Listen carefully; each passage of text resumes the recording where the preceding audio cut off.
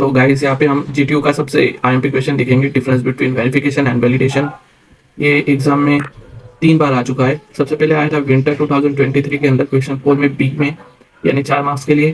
Then summer 23 में question 3 में B में आया था, और समर 21 में क्वेश्चन 5 में ए में आया था, यानी 3 मार्क्स के लिए। इसे 3 मार्क्स में आ चुका है, तो बहुत ही इंपॉर्टेंट क्वेश्चन है। बात करते हैं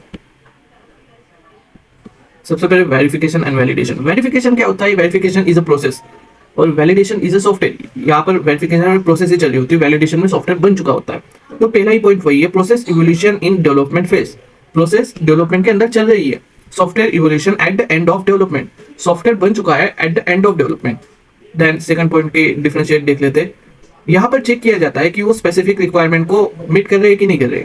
यहाँ पर चेक किया जाता है कि वो कस्टमर को सेटिस्फाई कर रहे हैं कि नहीं कर रहे। Then third point, done by developer. Verification developer मतलब जो भी कोडिंग होती है वो डेवलपर द्वारा की जाती है, और यहाँ पर टेस्टर द्वारा देखा जाता है कि जो डेवलपर ने सॉफ्टवेयर बनाया है वो कैसा है। तो done by tester, validation done by tester. यहाँ पर carried out by QA team, यानी जो भी रिव्यू का काम होता है वो किसके द्वारा किया जाता है। वेरिफिकेशन किया जाता है क्यूए टीम द्वारा, यानी क्वेश्चन आंसरिंग टीम द्वारा।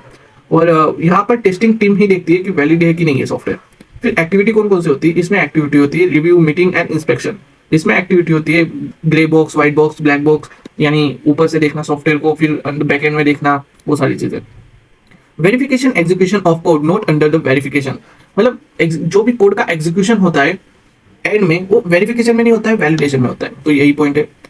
Cost of error code in less, अगर तुम छोटी सी प्रोसेस कर रहे हो और उसमें कुछ एरर आया तो तुम सॉल्व कर सकते हो कम कॉस्ट में। लेकिन अगर पूरा सॉफ्टवेयर बन चुका है और उसमें एरर आया तो भाई वो कॉस्ट बहुत हाई हो जाती है।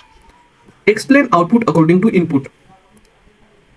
यहाँ पर देखा जाता है कि जो भी हमारा आउटपुट है वो इनपुट की जैसे ही आ रहा है कि नहीं आ रहा है। इसमें आउटपुट चेक किया जाता है कि यूजर ने जो हमें रिक्वायरमेंट दी थी क्या हम उसे सेटिस्फाई कर रहे हैं। स्टैटिक एंड डायनेमिक एक्टिविटी, ये स्टैटिक भी हो सकती है, डायनेमिक भी हो सकती है। वैलिडेशन ओनली डायनेमिक एक्टिविटी करता है।